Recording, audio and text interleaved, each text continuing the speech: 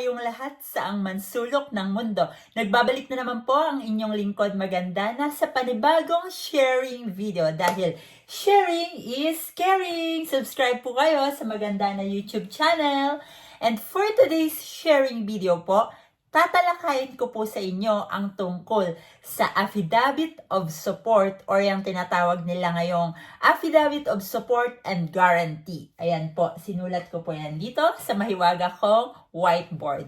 Okay, ano nga ba ito? Ano nga ba ang ibig sabihin nito? So, ang Affidavit of Support and Guarantee po, isa po itong legal na dokumento na nagsisilbing formal declaration ng isang tao na nangangako o nagsasabi na magpo-provide o tutulong siya sa pamamagitan ng financial assistance sa isang individual. Okay, sa isang individual na, for example, kamag-anak, kaibigan, o kasintahan. Ito ay ginagawa sa tuwing magta-travel ang isang kamag-anak, kaibigan o kasintahan or magi-stay sa abroad o magta-travel. So basahin natin ang definition ni Google. Alright. Affidavit of Support and Guarantee is a legal document that serves as a formal declaration from a person stating that they will provide a financial assistance to another individual.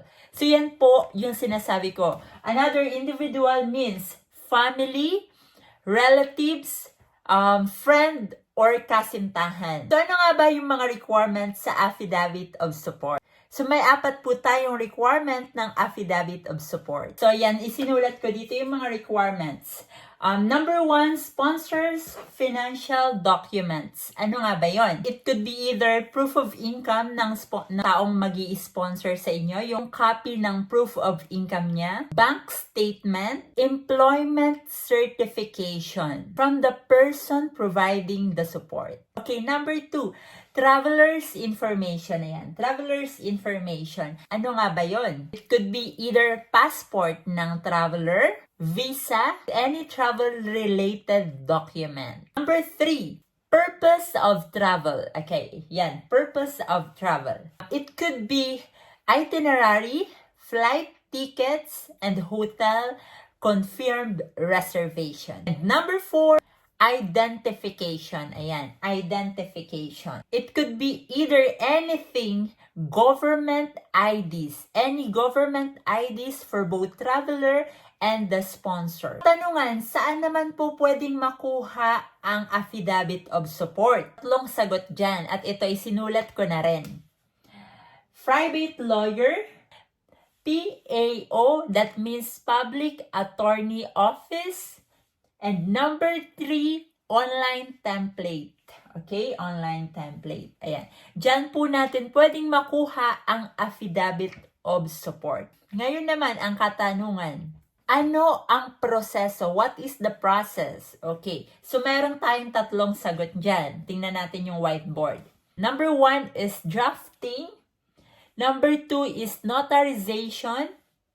And number 3, consularization. Alright. Ano-ano nga ba yon? Isa-isahin natin. Ano nga ba yung process? Number 1 is drafting. Kailangan po natin fill upan ng correct lahat ng details na tungkol sa atin doon. Okay? And doon sa sponsor nyo. After po nun, ipapanotarization nyo siya. Ipapanotarize nyo. And ipapanotarize nyo po siya legally binding. This usually involves signing the documents before notary public. Number 3, consularization. Ano nga ba ang consularization? Kung ang sponsor nyo po ay based abroad, yung Affidavit of Support po ay kailangang consularized by the Philippine Embassy kung saan man po siyang bansa naroroon. Okay, ngayon, ang katanungan, how long does it take? Gaano katagal po yun? Usually po, it will take few days or sabihin na nating ilang weeks, 1 week or 2 weeks. And consularization po may take time. It can add a few more days or few more weeks. Depende po. How much it will cost po? Magkano daw po ba? So, depende po. Kung private lawyer, medyo may kamahalan. Pero kung notary public po or mga public lawyer, medyo mura po yon. Yun po ay case-to-case basis. Sana po maliwanag. So, ano nga ba ang Affidavit of Support and Guarantee? Saan nga ba to ginagamit? Itong document po na ito ay karaniwang nire-required sa atin as Filipino citizen, especially po sa Pilipinas, na kailangan po natin patunayan sa immigration, sa Bureau of Immigration, meron po tayong financial backing from our sponsor. So ito pong dokumento na ito ang magpapatunay na meron po sa ating magsusuporta. Kaya po siya tinatawag na Affidavit of Support and Guarantee. Usually po natin itong ginagamit mga Filipino pag po tayo ay lalabas ng bansang Pilipinas.